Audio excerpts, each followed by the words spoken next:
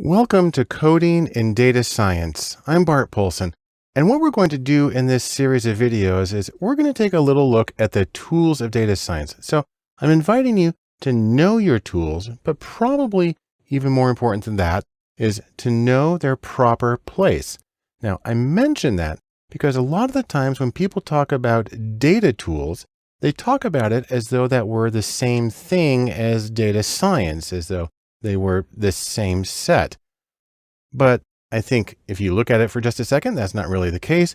Data tools are simply one element of data science, because data science is made up of a lot more than the tools that you use. It includes things like business knowledge. It includes the meaning making and interpretation. It includes social factors. And so there's much more than just the tools involved. That being said, you will need at least a few tools. And so we're going to talk about some of the things that you can use in data science if it works well for you. In terms of getting started, the basic things, number one is Spreadsheets. It's the universal data tool, and I'll talk about how they play an important role in data science. Number two is a visualization program called Tableau. There's Tableau Public, which is free, and there's Tableau Desktop, and there's also something called Tableau Server.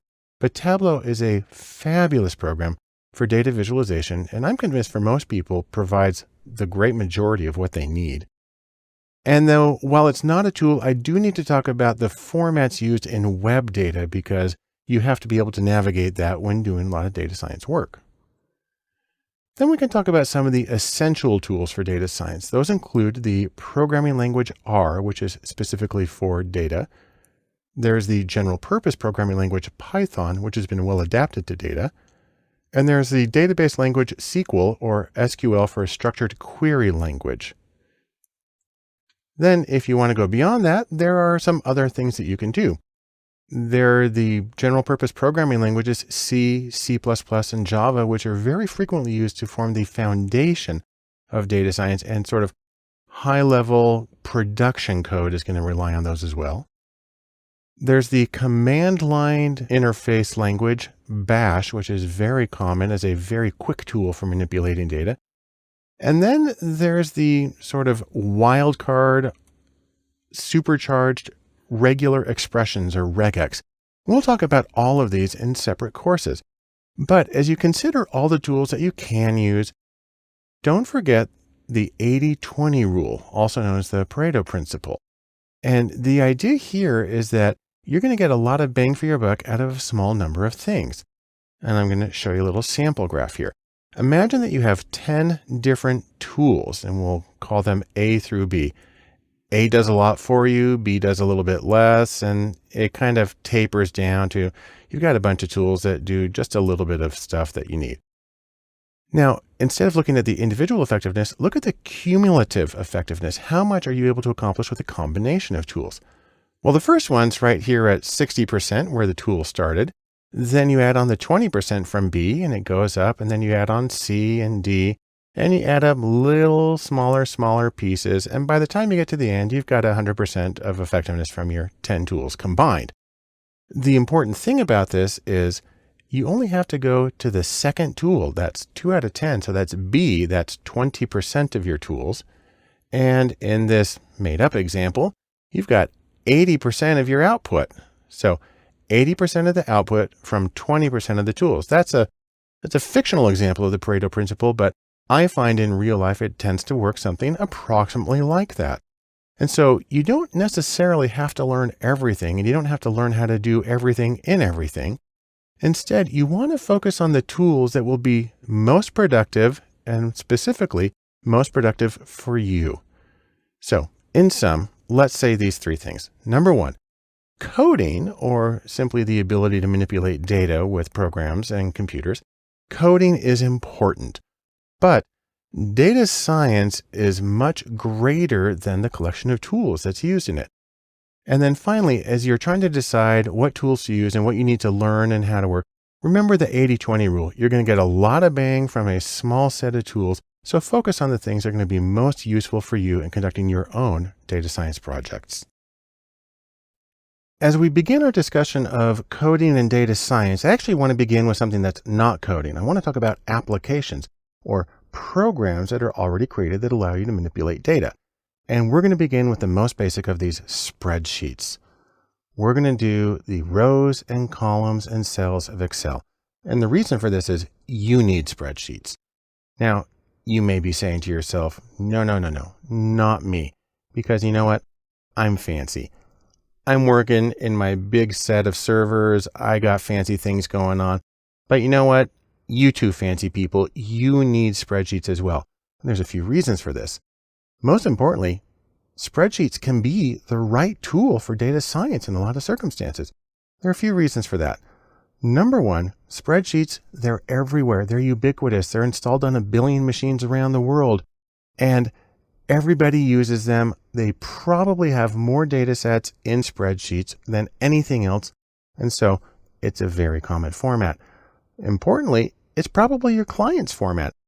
A lot of your clients are going to be using spreadsheets for their own data. I've worked with billion-dollar companies that keep all of their data in spreadsheets. And so when you're working with them, you need to know how to manipulate that and how to work with it.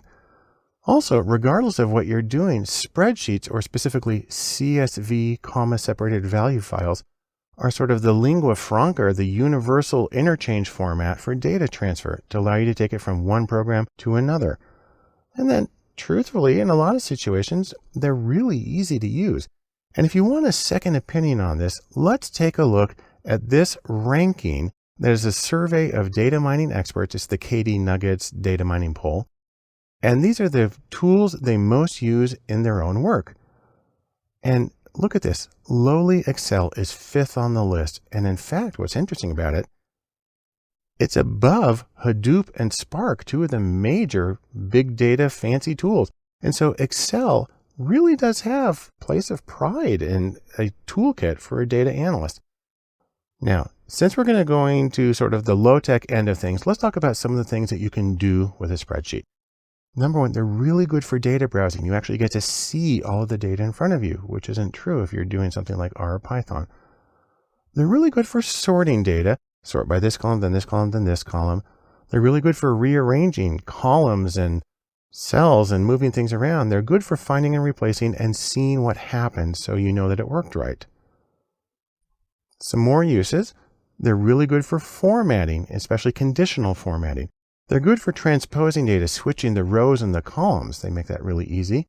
They're good for tracking changes. Now, it's true if you're a big fancy data scientist, you're probably using GitHub. But for everybody else in the world, spreadsheets and the tracking changes is a wonderful way to do it. You can make pivot tables. That allows you to explore the data in a very hands-on way, in a very intuitive way. And they're also really good for arranging the output for consumption. Now, when you're working with spreadsheets, however, there's one thing you need to be aware of. They're really flexible, but that flexibility can be a problem, and that when you're working in data science, you specifically want to be concerned about something called tidy data. That's a term I borrowed from Hadley Wickham, very well-known developer in the R world. Tidy data is for transferring data and making it work well. There's a few rules here that undo some of the flexibility inherent in spreadsheets. Number one, what you want to do is have a column be equivalent to the same thing as a variable. Columns, variables, they are the same thing. And then rows are exactly the same thing as cases.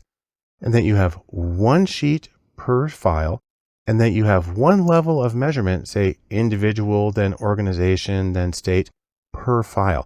Again, this is undoing some of the flexibility that's inherent in spreadsheets, but it makes it really easy to move the data from one program to another.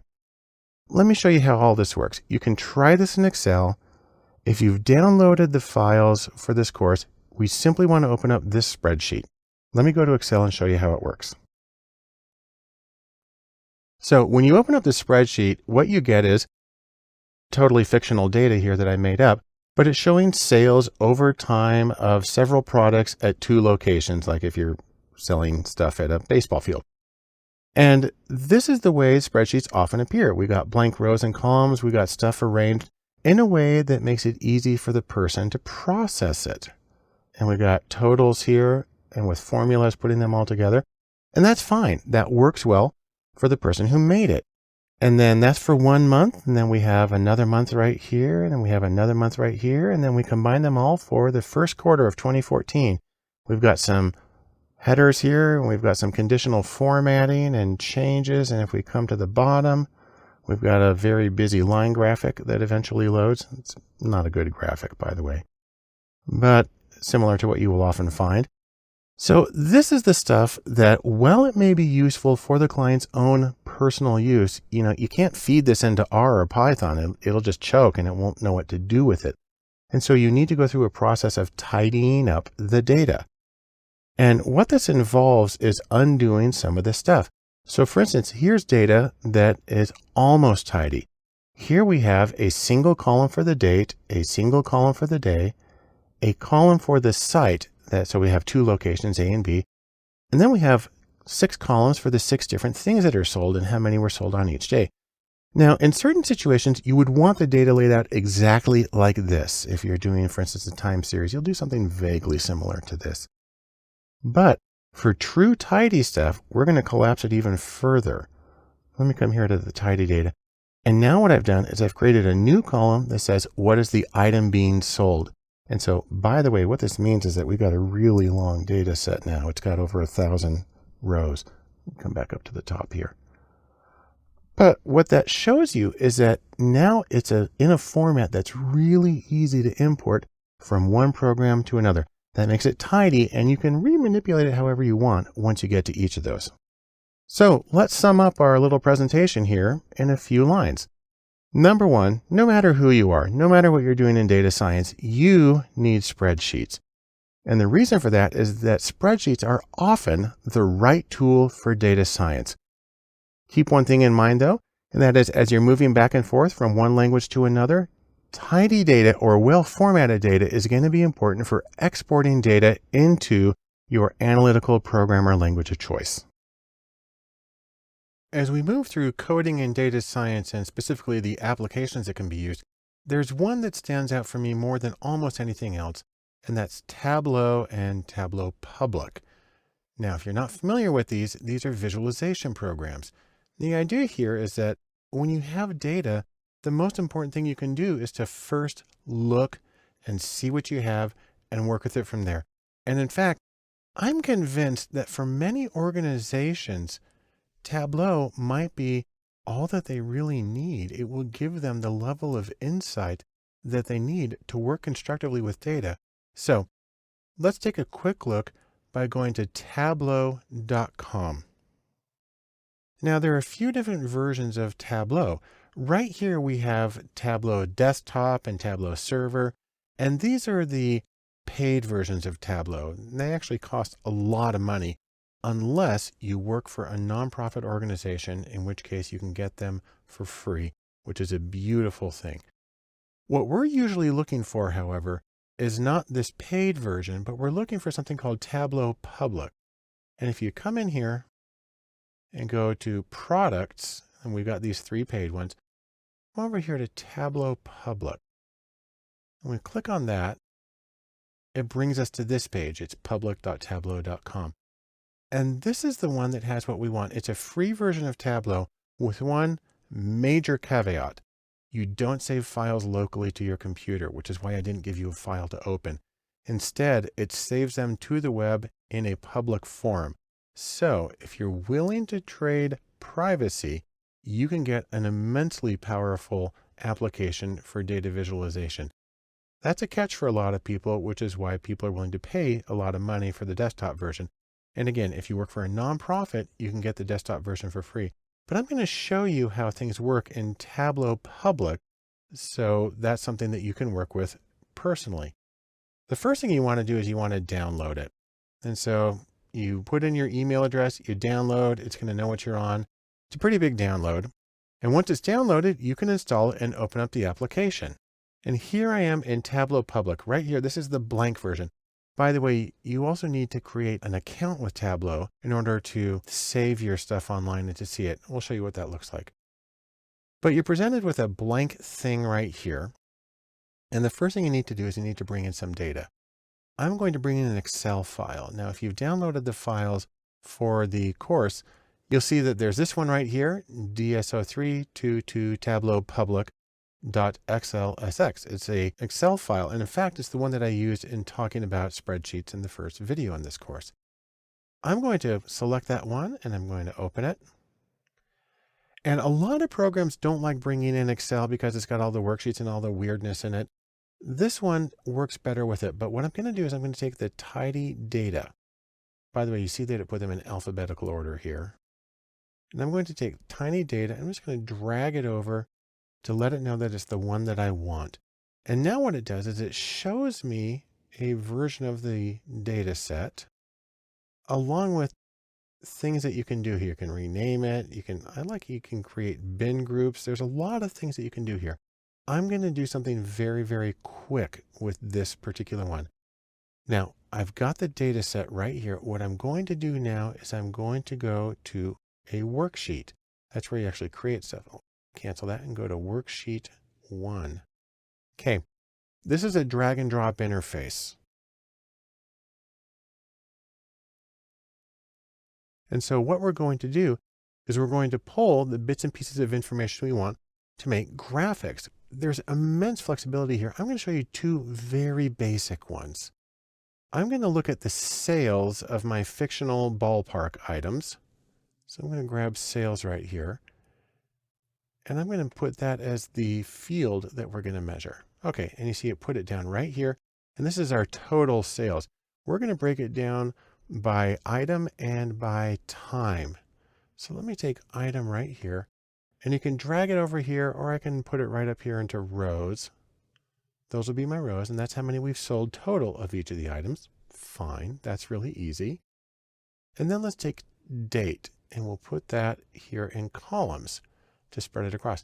Now, by default, it's doing it by year. I don't want to do that. I only have 3 months of data. And so what I can do is I can click right here and I can choose a different time frame. I can go to quarter, but that's not going to help because I only have 1 quarter's worth of data.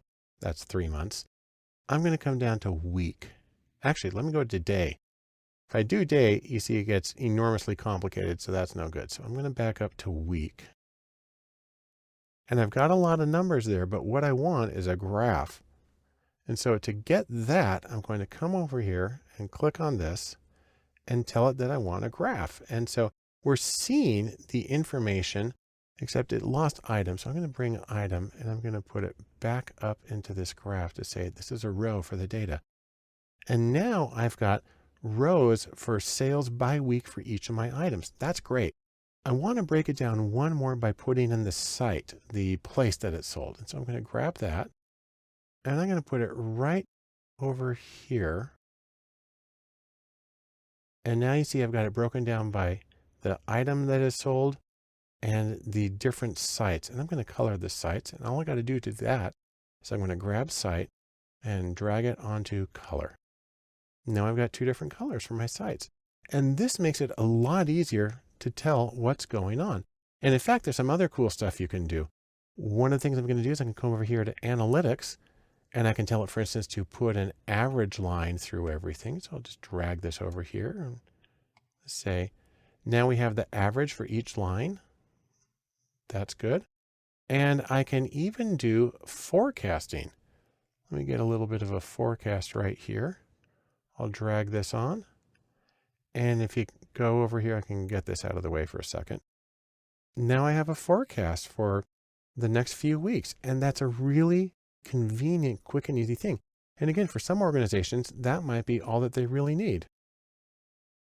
And so what I'm showing you here is the absolute basic operation of Tableau, which allows you to do an incredible range of visualizations and manipulate the data and create interactive dashboards. There's so much to it, and we'll show that in another course. But for right now, I want to show you one last thing about Tableau Public, and that is saving the files. So now when I come here and save it, it's going to ask me to sign into Tableau Public.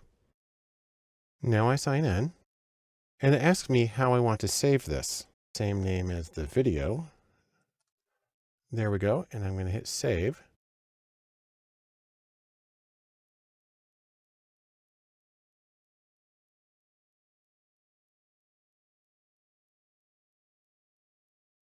And then that opens up a web browser, and since I'm already logged into my account, see, here's my account, my profile.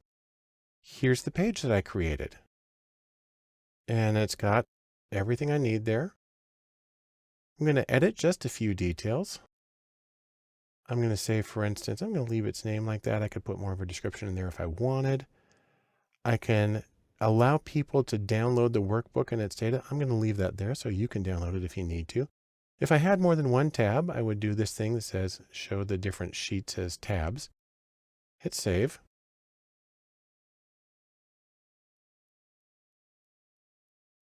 And there's my data set. And also, it's published online and people can now find it.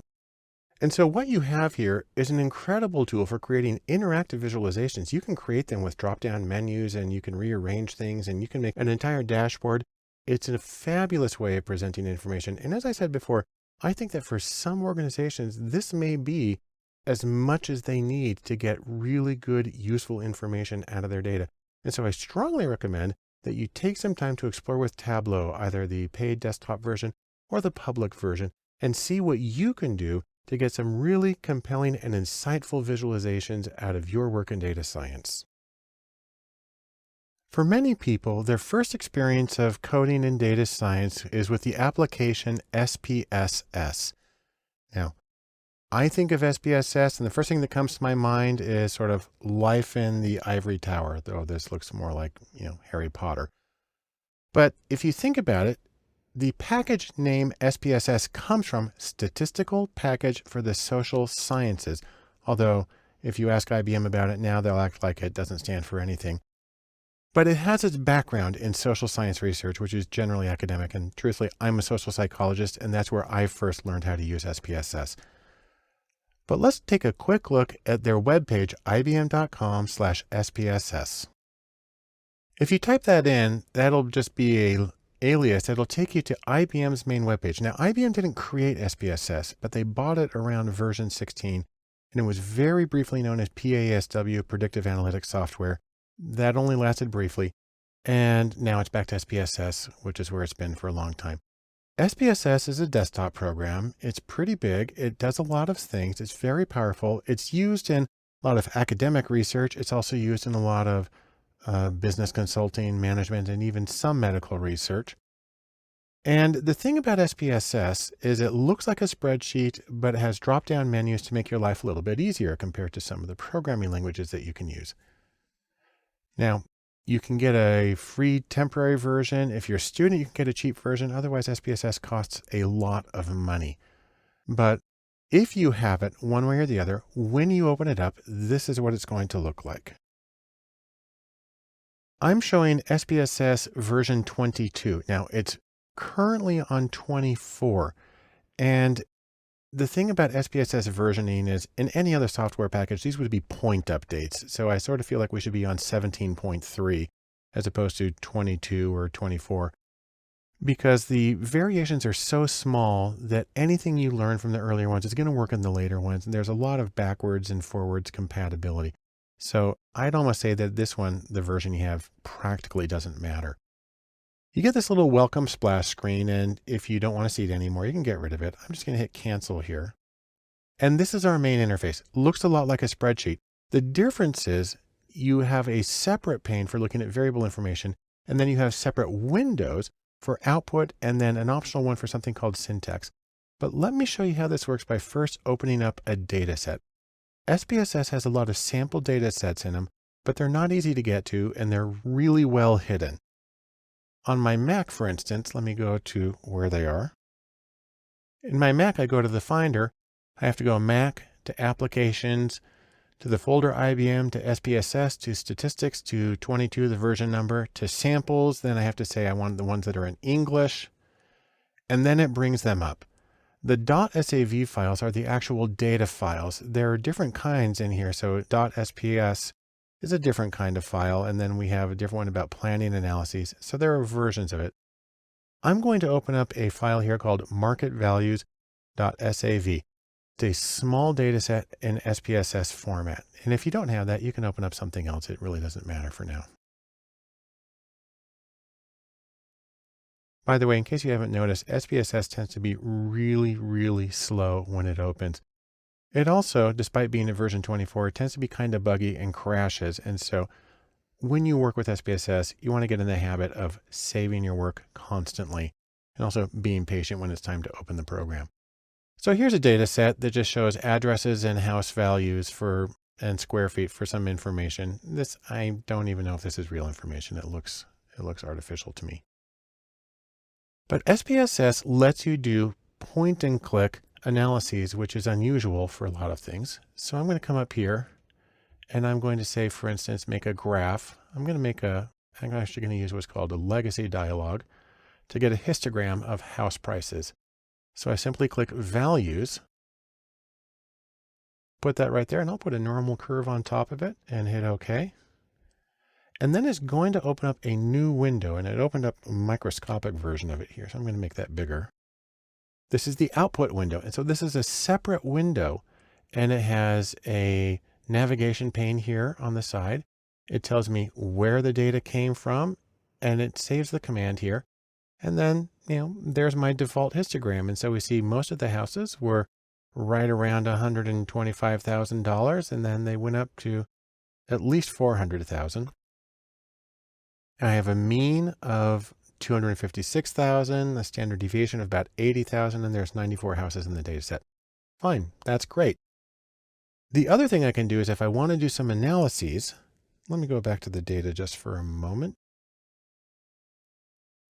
For instance, I can come here to analyze, and I can do descriptives. I'm actually going to I'm going to do one here called explore.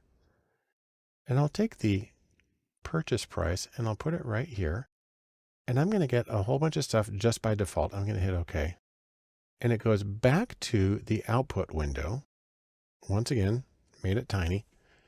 And so now you see beneath my chart, I now have a table, and I've got a bunch of information, a stem and leaf plot, and I've got a box plot too. A great way of checking for outliers. And so this is a really convenient way to save things. You can export this information as images. You can export the entire file as an HTML. You can do it as a PDF or a PowerPoint. There's a lot of options here, and you can customize everything that's on here. Now, I just want to show you one more thing that makes your life so much easier in SPSS. You see right here that it's putting down these commands. It's actually saying graph and then histogram normal equals value. And then down here, we've got this little command right here. Most people don't know how to save their work in SPSS, and they kind of just have to do it over again every time. But there's a very simple way to do this. What I'm going to do is I'm going to open up something called a syntax file. I'm going to go to New, Syntax. And this is just a blank window that's a programming window. It's for saving code. And let me go back to my analysis I did a moment ago. I'll go back to Analyze. I can still get at it right here. And Descriptives and Explore. And my information is still there. And what happens here is even though I set it up with drop-down menus and point and click, if I do this thing paste, then what it does is it takes the code that creates that command and it saves it to this syntax window. And this is just a text file. It saves it as .sps, but it's a text file that can be opened in anything. And what's beautiful about this is it's really easy to copy and paste, and you can even take this into like Word and do find and replace on it. And it's really easy to replicate the analyses. And so for me, SPSS is a good program, but until you use syntax, you don't know the true power of it, and it makes your life so much easier as a way of operating it. Anyhow, this is my extremely brief introduction to SPSS. All I want to say is that it's a very common program, kind of looks like a spreadsheet, but it gives you a lot more power and options, and you can use both drop-down menus and text-based syntax commands as well to automate your work and make it easier to replicate it in the future. I want to take a look at one more application for coding and data science that's called JASP. This is a new application, not very familiar to a lot of people and still in beta, but with amazing promise. You can basically think of it as a free version of SPSS. And you know what? We love free. But JASP is not just free, it's also open source, and it's intuitive, and it makes analyses replicable, and it even includes Bayesian approaches. And so take that all together, we're pretty happy and we're jumping for joy. So before we move on, you just may be asking yourself, JASP, What is that? Well, the creators emphatically deny that it stands for just another statistics program, but be that as it may, we'll just go ahead and call it JASP and use it very happily. You can get to it by going to jasp-stats.org, and let's take a look at that right now. JASP is a new program. They say a low-fat alternative to SPSS, but it is a really wonderful, great way of doing statistics. You're going to want to download it, specifying your platform. It even comes in Linux format, which is beautiful. And again, it's beta, so stay posted. Things are updating regularly. And if you're on Mac, you're going to need to use Xquartz, but that's an easy thing to install. It makes a lot of things work better. And it's a wonderful way to do analyses. When you open up JASP, it's going to look like this. It's a pretty blank interface, but it's really easy to get going with it. So for instance, you can come over here to File, and you can even choose some example data sets. So for instance, here's one called Big Five. That's personality factors. And you've got data here that's really easy to work with. Let me scroll this over here for a moment. So there's our 5 variables. And let's do some quick analyses with these. Say, for instance, we want to get descriptives. We can pick a few variables. Now, if you're familiar with SPSS, the layout feels very much the same and the output looks a lot the same. You know, all I have to do is select what I want and it immediately pops up over here. And then I can choose additional statistics. I can get quartiles, I can get the median, and you can choose plots. Let's get some plots. All I do is click on it and they show up. And that's a really beautiful thing. And you can modify these things a little bit. So for instance, I can take the plots and let's see if I can drag that down. And if I make it small enough, I can see the 5 plots. Well, I went a little too far on that one.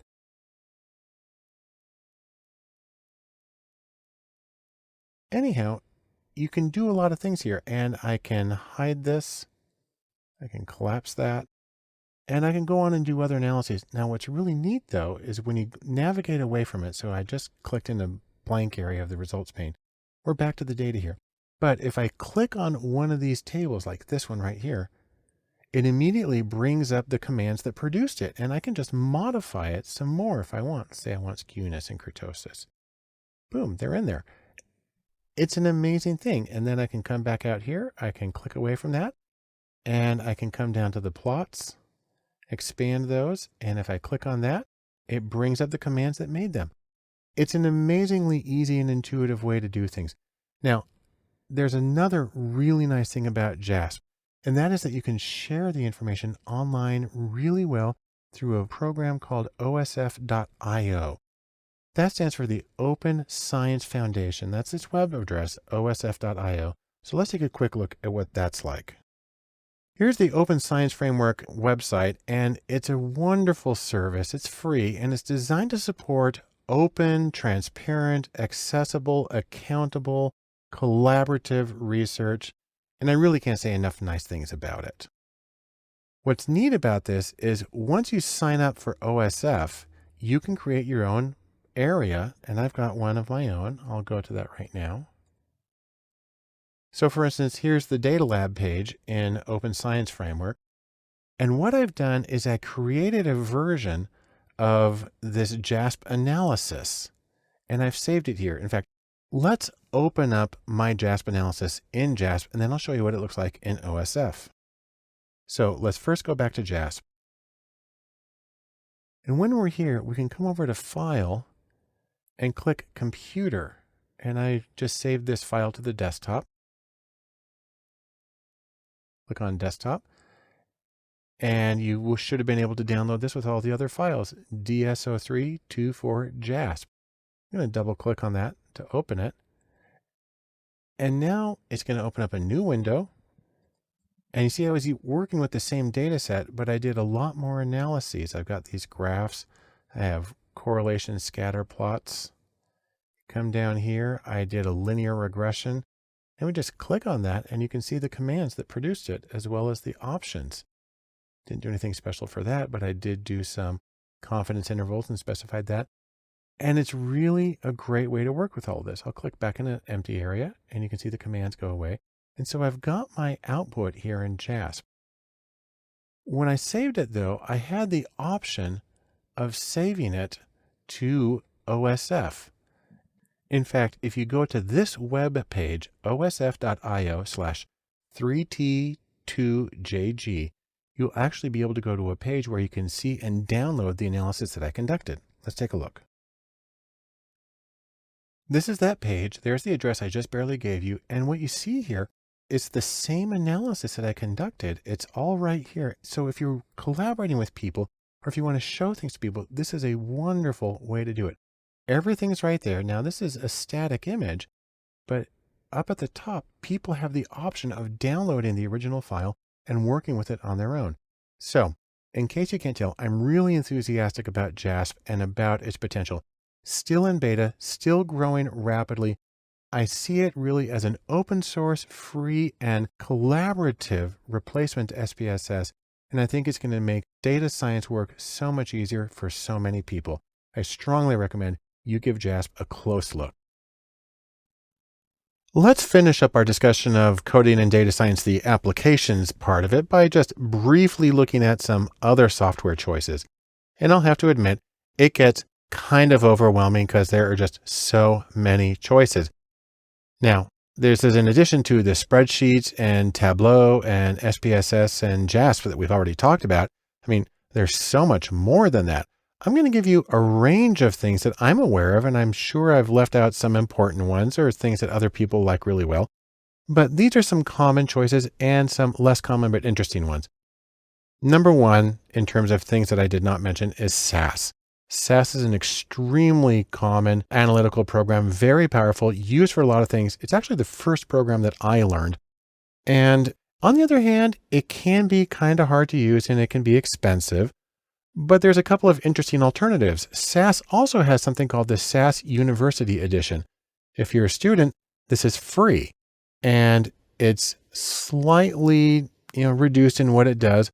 But the fact that it's free, and also it runs in a virtual machine, which makes it an enormous download, but it's a good way to learn SAS if it's something that you want to do. SAS also makes a program that I really love were it not so extraordinarily expensive, and that is called JUMP. And it's a visualization software. Think a little bit of like Tableau, how we saw it. You work with it visually, and this one you can drag things around. It's a really wonderful program.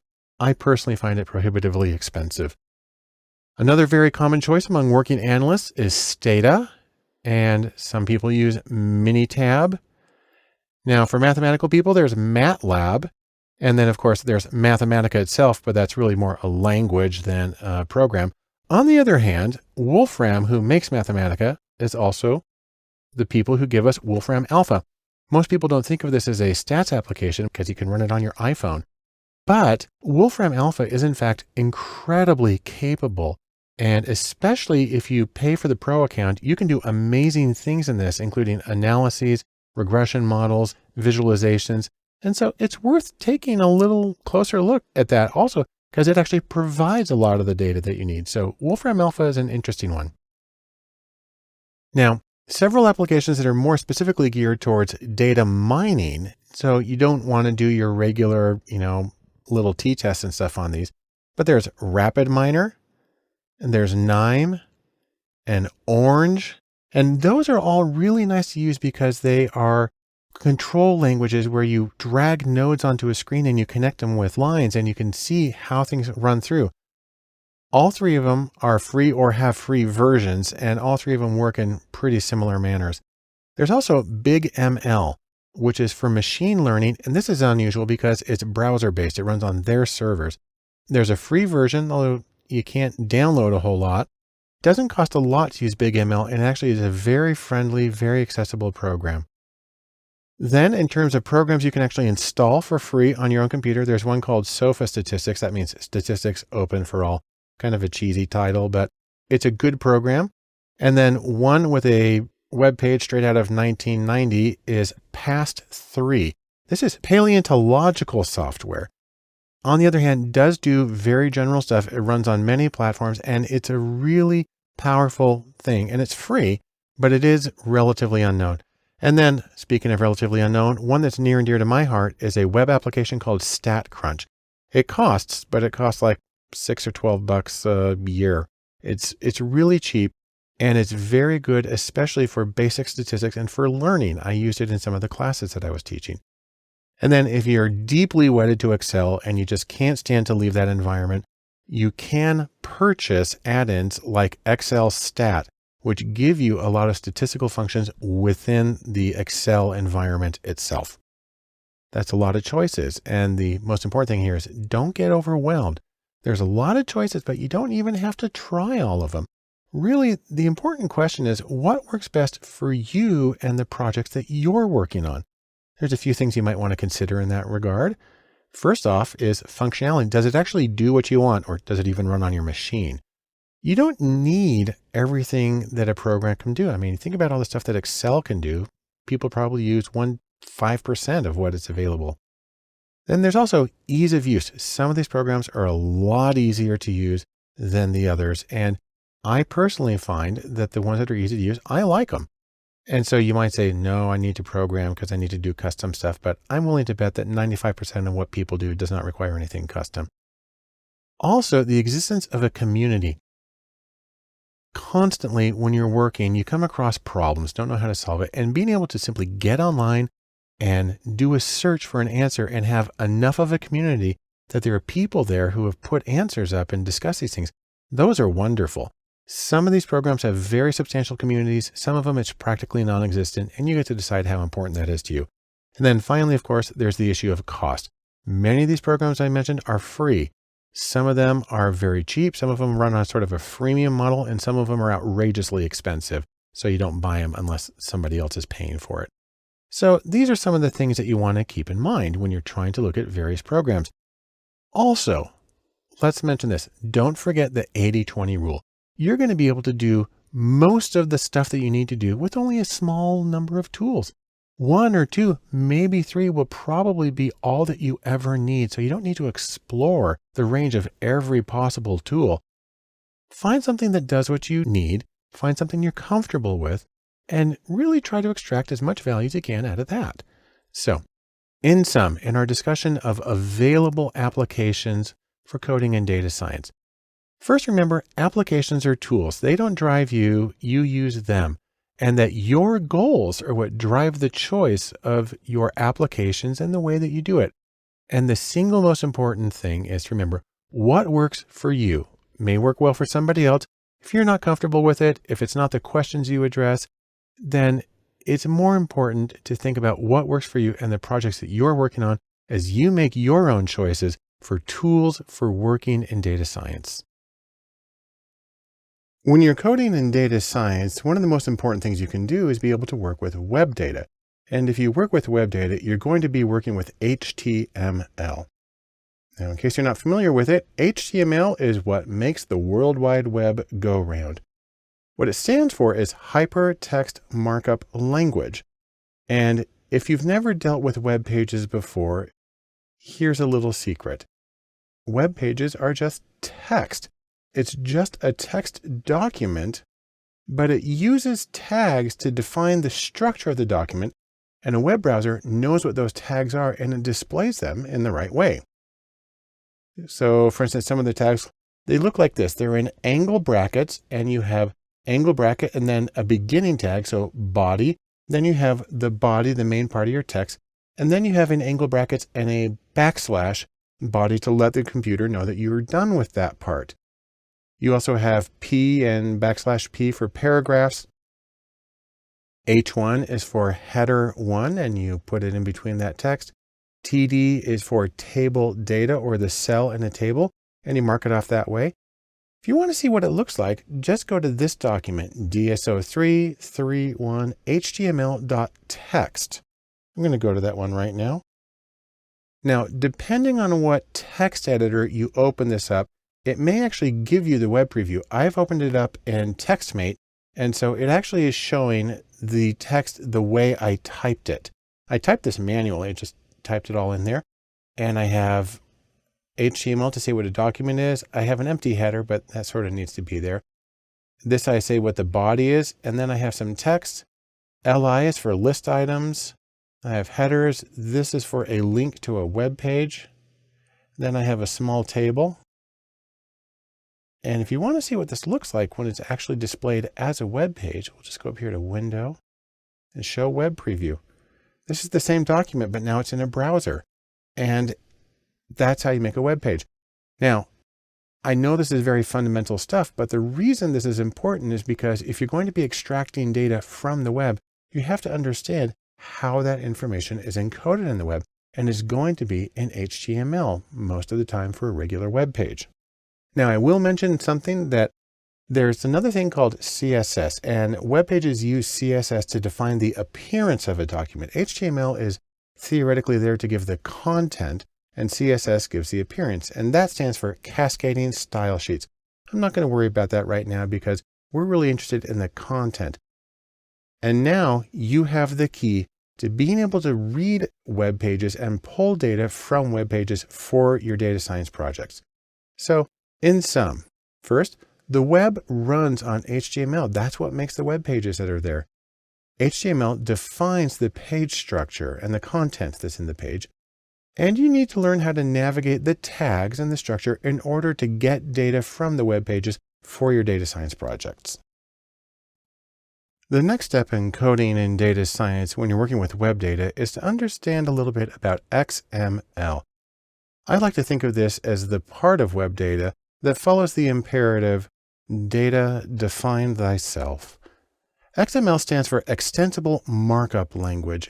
And what it is, XML is semi-structured data. What that means is that tags define data so a computer knows what a particular piece of information is. But unlike HTML, the tags are free to be defined any way you want. And so you have this enormous flexibility in there, but you're still able to specify it so the computer can read it. Now, there's a couple of places where you're going to see XML files. Number one is in web data. HTML defines the structure of a web page, but if they're feeding data into it, then that will often come in the form of an XML file.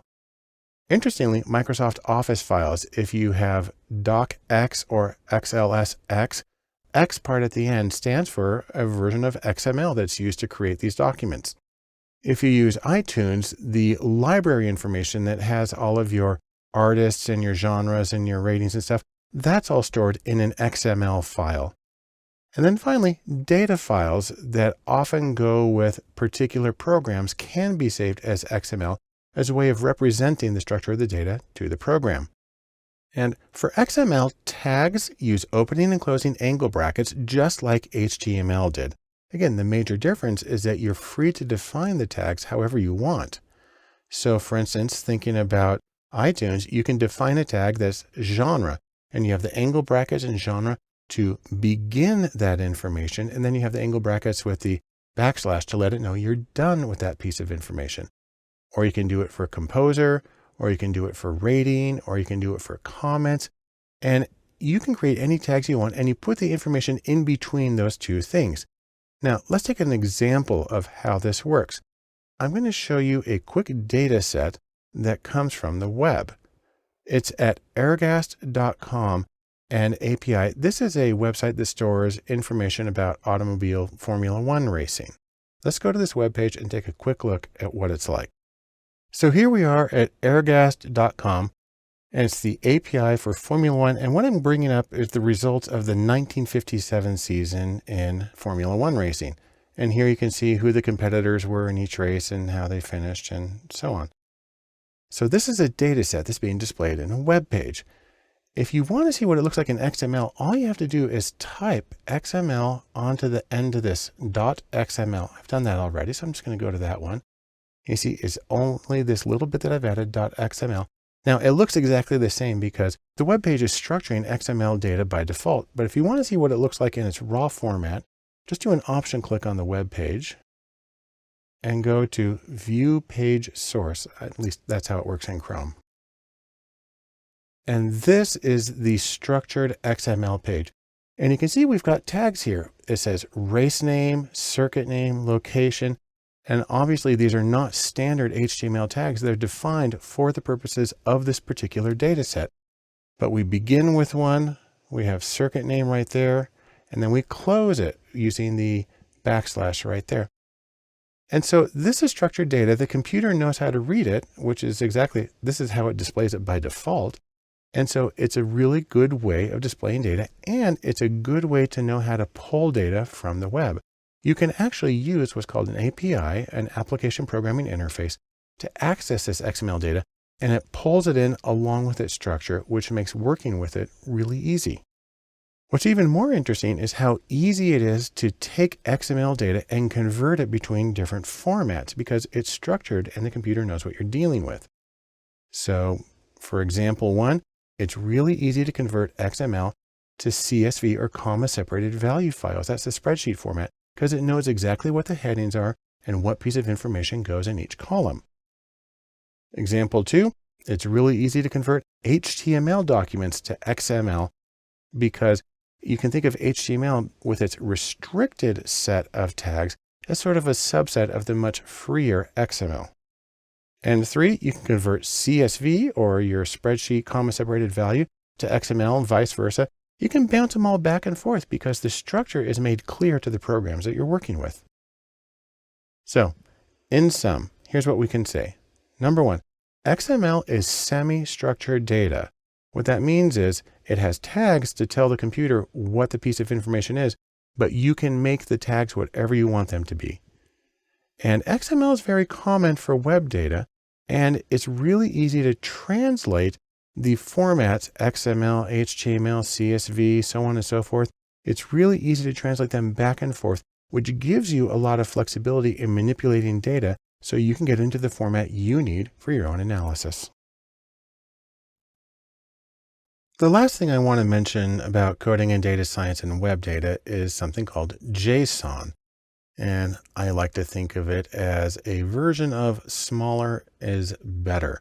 Now, what JSON stands for is JavaScript Object Notation, although JavaScript is supposed to be one word. And what it is that like XML, JSON is semi-structured data. That is, you have tags that define the data so the computer knows what each piece of information is. But like XML, the tags can vary freely. And so there's a lot in common between XML and JSON. So XML is a markup language. That's what the ML stands for. And that gives meaning to the text. It lets the computer know what each piece of information is. Also, XML allows you to make comments in the document, and it allows you to put metadata in the tags. You can actually put some information there in the angle brackets to provide additional context. JSON, on the other hand, is specifically designed for data interchange. And so it's got that special focus. And the structured JSON corresponds with data structures. It directly represents objects and arrays and numbers and strings and booleans. And that works really well with the programs that you use to analyze data. Also, JSON is typically shorter than XML because it does not require the closing tags. Now, there are ways to do that with XML, but that's not typically how it's done. As a result of these differences, JSON is basically taking XML's place in web data. XML still exists, still used for a lot of things, but JSON is slowly replacing it. And we'll take a look at the comparison between the three by going back to the example we used in XML. This is data about Formula One car races in 1957 from airgas.com. And so you can just go to the first web page here, and then we'll navigate to the others from that. So this is the general page. This is if you just type in without the .xml or .json or anything. So it's a table of information about races in 1957. And we saw earlier that if you add just .xml to the end of this, it looks exactly the same. That's because this browser is displaying XML properly by default. But if you were to right click on it and go to view page source, you would get this instead. And you can see the structure. This is still XML. And so everything has an opening tag and a closing tag and some extra information in there. But if you type in .json, what you really get is this jumbled mess. Now, that's unfortunate because there is a lot of structure to this. So what I'm going to do is I'm actually going to copy all of this data. And then I'm going to go to a little web page. There's a lot of things you can do here. And it's a cute phrase. It's called JSON Pretty Print. And that is make it look structured so it's easier to read. I just paste that in there. and hit pretty print JSON. And now you can see the hierarchical structure of the data. The interesting thing is that the JSON tags only have tags at the beginning. So it says series in quotes and then a colon, and then it gives the piece of information in quotes and a comma, and it moves on to the next one. And this is a lot more similar to the way that data would be represented in something like R or Python. And so it's also more compact. Again, there's things you can do with XML, but this is one of the reasons that JSON is generally becoming preferred as a data carrier for websites.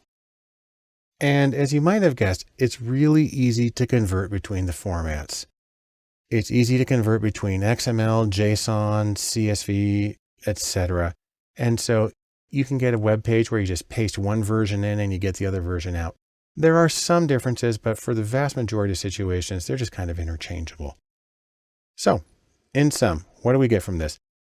Like XML, JSON is semi-structured data where there are tags that say what the information is, but you can define the tags however you want. And JSON is specifically designed for data interchange. And because it reflects the structure of the data in the programs, that makes it really easy. And then also because it's relatively compact, JSON is replacing gradually XML on the web as a container for data on web pages.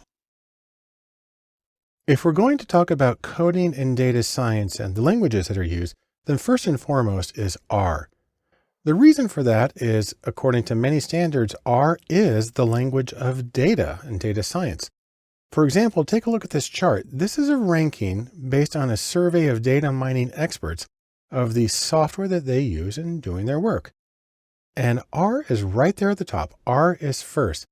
And in fact, that's important because there's Python, which is usually taken hand in hand with R for data science, but R sees 50% more use than Python does, at least in this particular list. Now, there's a few reasons for that popularity. Number one, R is free and it's open source, both of which make things very easy. Second, R is specially developed for vector operations. That means it's able to go through an entire list of data without having to write for loops to go through it. If you've ever had to write for loops, then you know that that would be kind of disastrous having to do that with data analysis. Next, R has a fabulous community behind it. It's very easy to get help on things with R. You Google it, you're going to end up in a place where you're going to be able to find good examples of what you need. And probably most importantly, R is very capable on its own, but there are 7,000 packages, actually it's many more than that, 7,000 packages that add capabilities to R. Essentially, it can do anything. Now, when you're working with R, you actually have a choice of interfaces. That is, how do you actually do the coding and how do you get your results? R comes with its own IDE or interactive development environment. You can do that, or if you're on a Mac or Linux, you can actually do R through the terminal through command line. If you've installed R, you just type R and it starts up. There's also a very popular development environment called RStudio, and that's actually the one that I use and I'll be using for all my examples. But another new competitor is Jupyter, which is very commonly used for Python. It's what I use for examples there. It works in a browser window, even though it's locally installed. And RStudio and Jupyter, there's pluses and minuses to each one of them. I'll mention them as we get to them. But no matter what interface you use, R's command line, you are typing lines of code in order to get the commands. Some people get really scared about that, but really there's some advantages to that in terms of the replicability and really the accessibility, the transparency of your commands.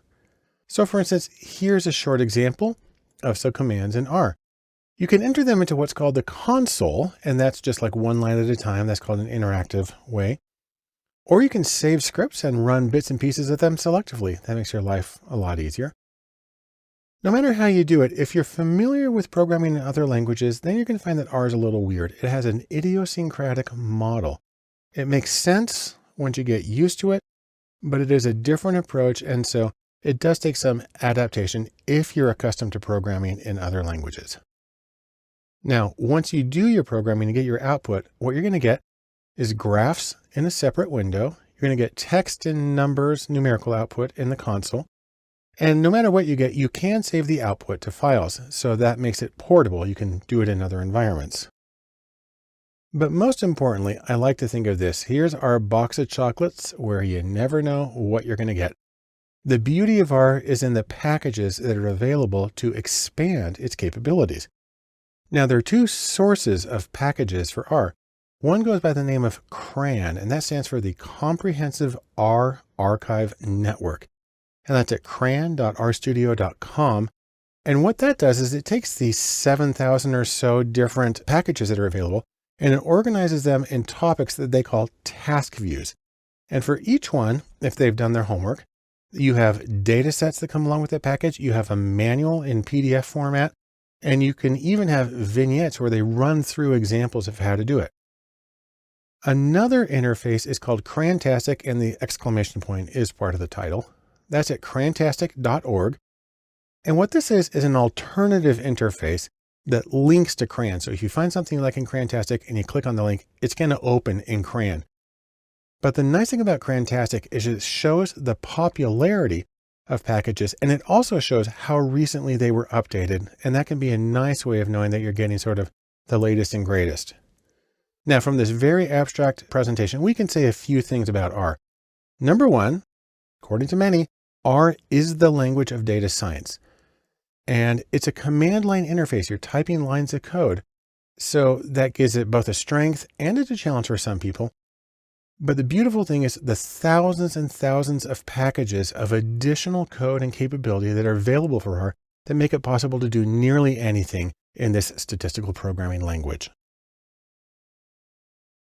When talking about coding in data science and the languages, along with R, we need to talk about Python. Now, Python, the snakes, is a general purpose program that can do it all, and that's its beauty. If we go back to this survey of the software used by data mining experts, you see that Python's there. It's number 3 on the list. And what's significant about that is on this list, Python is the only general purpose programming language. It's the only one that can theoretically be used to develop any kind of application that you want. That gives it some special power compared to all these others, most of which are very specific to data science work. So the nice things about Python are, number one, it's general purpose. It's also really easy to use. And if you have a Macintosh or a Linux computer, Python is built into it. Also, Python has a fabulous community around it with hundreds of thousands of people involved. And also, Python has thousands of packages. Now, it actually has something like 70 or 80,000 packages, but in terms of ones that are specific to data, there are still thousands available that give it some incredible capabilities. Now, a couple of things to know about Python. First is about versions. There are 2 versions of Python that are in wide circulation. There's 2.x, so that means like 2.5, 2.6, and there's 3.x, 3.1, 3.2. Version 2 and version 3 are similar, but they're not identical. And in fact, the problem is this. There are some compatibility issues where code that runs in one does not run in the other. And consequently, most people have to choose between one or the other. And what this leads to is that many people still use 2.x. I have to admit, the examples that I use, I'm using 2.x because so many of the data science packages are developed with that in mind. Now, let me say a few things about interfaces for Python. First, Python does come with its own interactive development and learning environment. They call it idle. You can also run it from the terminal or command line interface or any IDE that you have. Now, a very common and very good choice is Jupyter. Jupyter is a browser-based framework for programming, and it was originally called IPython, and that served as its initial version. So a lot of times when people talk about IPython, what they're really talking about is Python in Jupyter, and the two are sometimes used interchangeably. One of the neat things you can do is there are 2 companies, there's Continuum and Endthought, both of which have made special distributions of Python with hundreds and hundreds of packages pre-configured to make it very easy to work with data. I personally prefer Continuum Anaconda. It's the one that I use. A lot of other people use it, but either one's going to work and it's going to get you up and running. And like I said with R, no matter what interface you use, all of them are command line. You're typing lines of code. Again, there are some tremendous strengths to that, but it can be intimidating to some people at first. In terms of the actual commands of Python, you have some examples here on the side. The important thing to remember is that it's a text interface.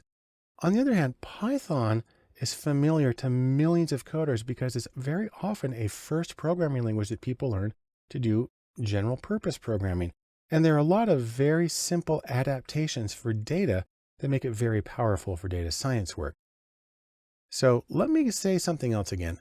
Data science loves Jupyter, and Jupyter is the browser-based framework. It's a local installation, but you access it through a web browser that makes it possible to really do some excellent work in data science.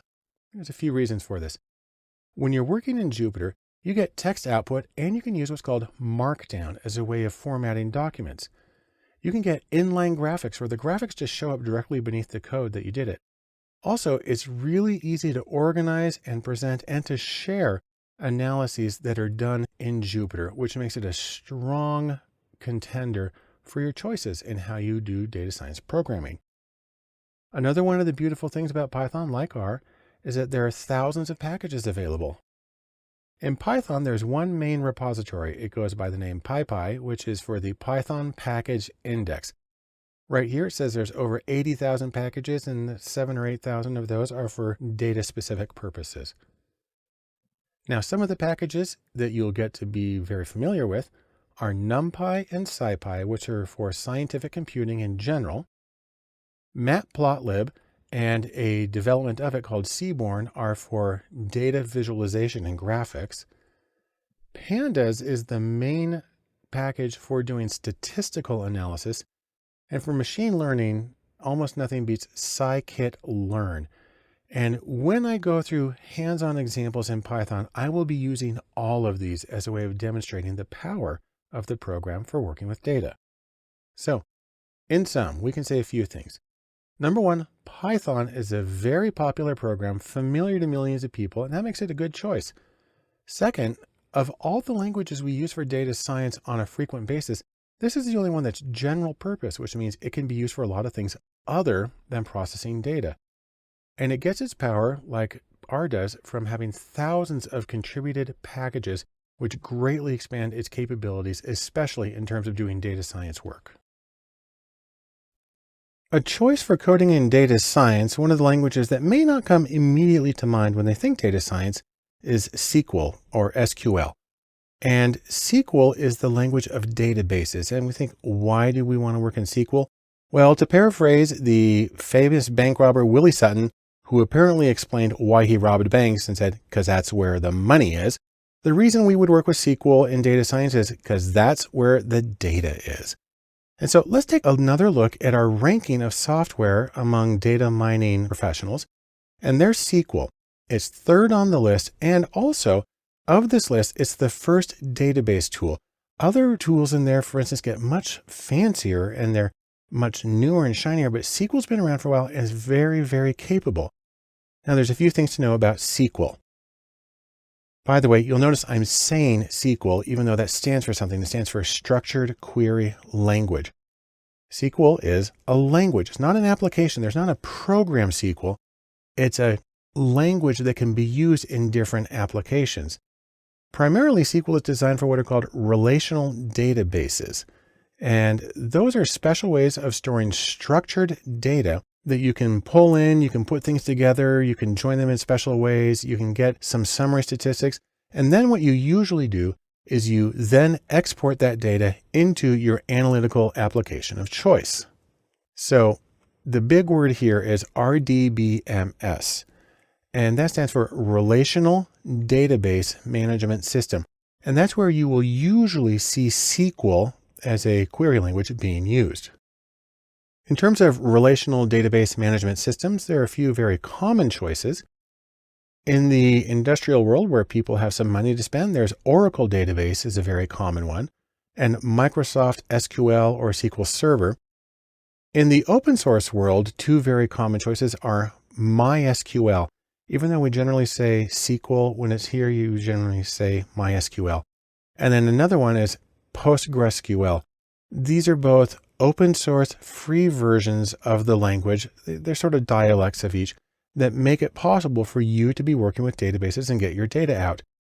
The neat thing about them, no matter what you do, is that databases minimize data redundancy by using connected tables. Each table has rows and columns, and they store different levels or different of abstraction or measurement, which mean you only have to put the information in one place and then it can refer to lots of other tables. Makes it very easy to keep things organized and up to date. When you're looking at a way of working with a relational database management system, you get to choose in part between using a graphical user interface or GUI, and some of those include SQL Developer and SQL Server Management Studio, two very common choices.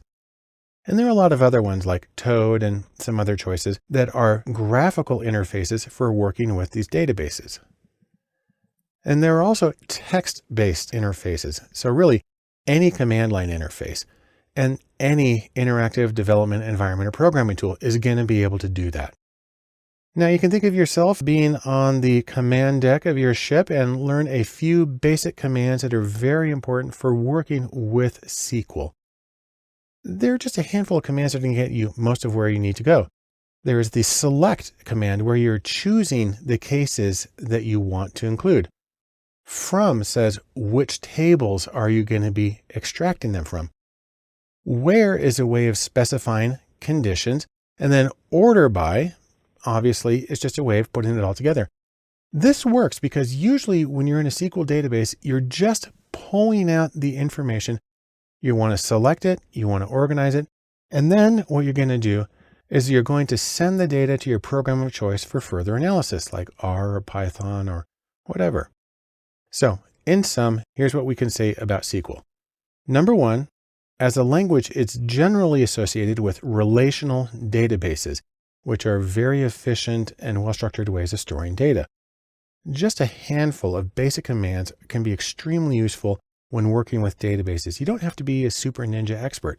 Really, a handful, 5-10 commands will probably get you everything you need out of a SQL database.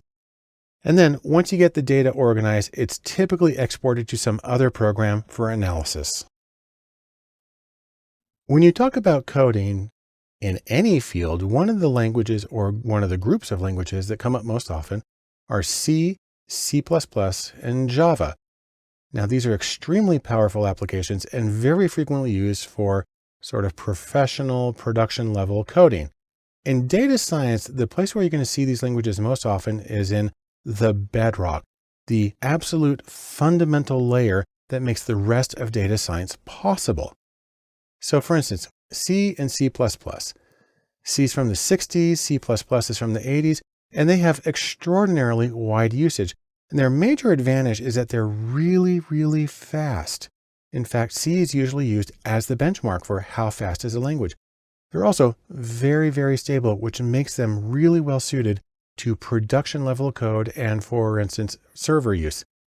What's really neat is that in certain situations, if time is really important, if speed's important, then you can actually use C code in R or other statistical languages. Next is Java. Java is based on C++. Its major contribution was the WARA, or write once, run anywhere. The idea that you're going to be able to develop code that is portable to different machines and different environments. And because of that, Java is actually the most popular computer programming language overall against all tech situations. And the place where you would use these in data science is, like I said, when time is of the essence, when something has to be fast, it has to get the job accomplished quickly, and it has to not break, then these are the ones that you're probably going to use. The people who are going to use it are primarily going to be engineers. So the engineers and the developers, the software developers who deal with the inner workings of the algorithms in data science, or the back end of data science, the servers and the mainframes and the entire structure that makes analysis possible. In terms of analysts, people who are actually analyzing the data typically don't do hands-on work with the foundational elements. They don't usually touch C or C++. More the work is on the front end or closer to the high-level languages like R or Python. In sum, C, C++, and Java, form a foundational bedrock and the back end of data and data science. And they do this because they're very fast and they are very reliable. On the other hand, given their nature, that work is typically reserved for the engineers who are working with the equipment that runs in the back that makes the rest of the analysis possible. I want to finish our extremely brief discussion of coding in data sciences and the languages that can be used by mentioning one other that's called Bash. And Bash really is a great example of old tools that have survived and are still being used actively and productively with new data. You can think of it this way. It's almost like typing on your typewriter. You're working at the command line. You're typing out code through a command line interface, or CLI. Now, this method of interacting with computers practically goes back to the typewriter phase because it predates monitors. So before you even had a monitor, you would type in the code and it would print it out on a piece of paper. And the important thing to know about the command line is it's simply a method of interacting. It's not a language because lots of different languages can run at the command line. So for instance, it's important to talk about the concept of a shell. Now in computer science, a shell is a language or something that wraps around the computer. It's a shell around the language that is the interaction level for the user to get things done at the lower levels that aren't really human friendly. On Mac computers and Linux, the most common is Bash, which is short for Born Again Shell.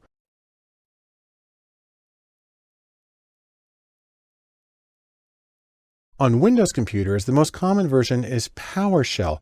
But whatever you do, there actually are a lot of choices. There's the Bourne shell, there's the C shell, which is why I have a C shell right here. The Z shell, there's Fish for a friendly interactive shell, and a whole bunch of other choices. But Bash is the most common on Mac and Linux, and PowerShell is the most common on Windows as a method of interacting with the computer at the command line level. Now there's a few things you need to know about this. First, you have a prompt of some kind. In Bash, it's a $sign. And that just means type your command here. Then the other thing is you type one line at a time. It's actually amazing how much you can get done with what's called a one-liner program by sort of piping things together so one feeds into the other. You can run more complex commands if you use a script. And so you call a text document that has a bunch of things in it, and you can get much more elaborate analyses done. Now we have our tools here. In Bash, we talk about utilities. And what these are specific programs that accomplish specific tools. Bash really thrives on do one thing and do it very well. There are two general categories of utilities for Bash. Number one is the built-ins. These are the ones that come installed with it. And so you're able to use them at any time by simply calling in their name. Some of the most common ones are cat, which is for catenate, and that's to put information together. There's awk, which is its own interpreted programming language, but it's often used for text processing from the command line. By the way, the name awk comes from the initials of the people who created it. Then there's grep, which is for global search with a regular expression, and print. It's a way of searching for information. And then there's sed, which stands for stream editor. And its main use is to transform text. You can do an enormous amount with just these four utilities. A few more are head and tail that display the first or last 10 lines of a document, sort and unique, which sort and count the number of unique answers in a document, WC, which is for word count, and printf, which formats the output that you get in your console. And while you can get a huge amount of work done with just this small number of built-in utilities, there are also a wide range of installables or other command line utilities that you can add to Bash or to whatever program you're using. So for instance, some really good ones that have been recently developed are JQ, which is for pulling in JSON or JavaScript object notation data from the web. And then there's JSON to CSV, which is a way of converting JSON to CSV format, which is what a lot of statistical programs are going to be happier with. There's Rio, which allows you to run a wide range of commands from the statistical programming language R in the command line as part of Bash. And then there's Big MLer. And this is a command line tool that allows you to access Big ML's machine learning servers through the command line. Normally you do it through a web browser and it accesses their servers remote. It's an amazingly useful program, but to be able to just pull it up when you're in the command line is an enormous benefit. What's interesting is that even though you have all these opportunities, all these different utilities, you can do amazing things, and that there still is active development of utilities for the command line. So let's say this, in sum, despite being in one sense as old as the dinosaurs, the command line survives because it is extremely well evolved and well suited to its purpose of working with data. The utilities, both the built-in and the installables, are fast and they are easy. And generally they do one thing and they do it very, very well. And then surprisingly, there is an enormous amount of very active development of command line utilities for these purposes, especially with data science. One critical task when you're coding in data science is to be able to find the things that you're looking for. And regex, which is short for regular expressions, is a wonderful way to do that. You can think of it as the supercharged method for finding needles in haystacks. Now, regex tends to look a little cryptic. So for instance, here's an example of something that's designed to determine whether something is a valid email address. And it specifies what can go in the beginning. You have the @ sign in the middle, then you've got a certain number of numbers and letters, and then you have to have a dot something at the end. And so this is a special kind of code for indicating what can go where. Now, regular expressions, or regex, are really a form of pattern matching in text. And it's a way of specifying exactly what needs to be where, what can vary, and how much it can vary. And you can write both specific patterns, say I only want a 1-letter variation here, or very general, like the email validator that I showed you. And the idea here is you can write this search pattern, your little wildcard thing. You can find the data, and then once you identify those cases, then you can export them into another program for analysis. So here's a short example of how it can work. What I've done is I've taken some text documents. They're actually the text to Emma and to Pygmalion, 2 books I got off of Project Gutenberg. And this is the command, grep::l.ve space *.txt. So what I'm looking for are lines in either of these books that start with L. Then they have one character, can be whatever, and then that's followed by VE. And then the .txt means search for all of the text files in that particular folder. And what it found is lines that began with love and lived and lovely and so on.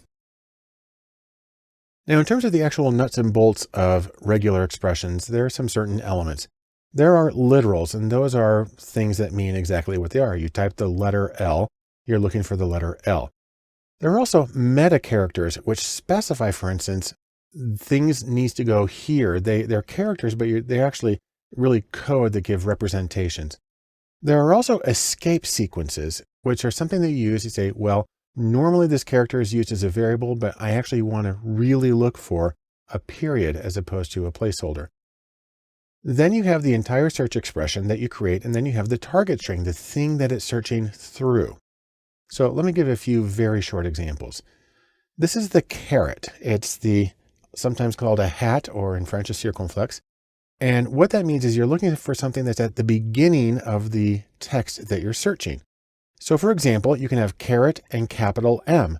That means you need something that begins with a capital M. So for instance, the word Mac, true, it will find that. But if you have iMac, there's a capital M, but it's not the first thing. So that'll be false. It won't find that. The $sign means you're looking for something that is at the end of the string. So for example, ing and then $, that'll find the word fling because it ends with ing, but it won't find the word flings because it actually ends with an S. And then the dot, the period, simply means we're looking for one letter, and it can be anything. So for example, you can write AT period, and that will find data because it has an A, a T, and then one letter after it. But it won't find flat because flat doesn't have anything after the AT. And so these are extremely simple examples of how it can work. obviously it gets more complicated, and the real power is when you start combining these bits and elements. Now, one interesting thing about this is you can actually treat this as a game. I love this website. It's called Regex Golf, and it's at regex.alf.nu. And what it does is it brings up lists of words, 2 columns, and your job is to write a regular expression in the top that matches all the words on the left column and none of the words on the right, and that uses the fewest characters possible. And you get a score. And it's a great way of learning how to do regular expressions and learning how to search in a way that's going to get you the data that you need for your projects. So, in sum, regex or regular expressions help you find the right data for your project. They're very powerful and they're very flexible. Now, on the other hand, they are cryptic, at least when you first look at them, but at the same time, it's like a puzzle, and it can be a lot of fun if you practice it and you see how you can find what you need. I want to thank you for joining me in coding and data science, and we'll wrap up this course by talking about some of the specific next steps that you can take for working in data science. The idea here is that you want to get some tools and you want to start working with those tools. Now, please keep in mind something that I've said at another time. Data tools and data science are related, they're important, but don't make the mistake of thinking that if you know the tools that you have done the same thing as actually conducted data science. That's not true. People sometimes get a little enthusiastic and they get a little carried away. What you need to remember is the relationship really is this. Data tools are an important part of data science, but data science itself is much bigger than just the tools. Now, speaking of tools, remember there's a few kinds that you can use and that you might want to get some experience with these.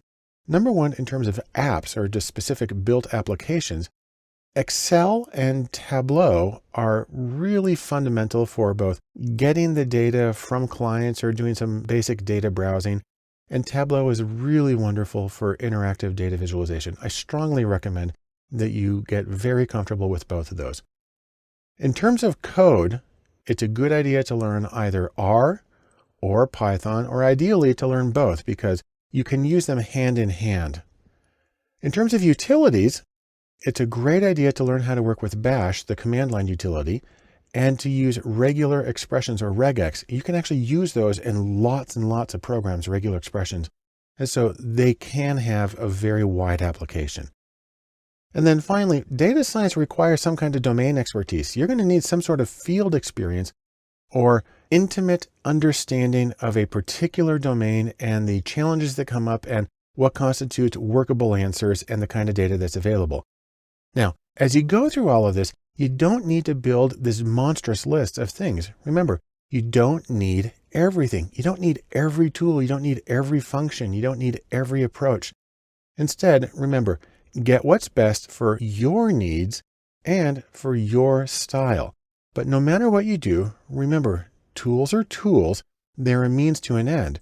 Instead, you want to focus on the goal of your data science project, whatever it is. And I can tell you really, the goal is meaning, extracting meaning out of your data to make informed choices. In fact, I'll say a little more. The goal is always meaning. And so with that, I strongly encourage you, get some tools, get started in data science, and start finding meaning in the data that's around you.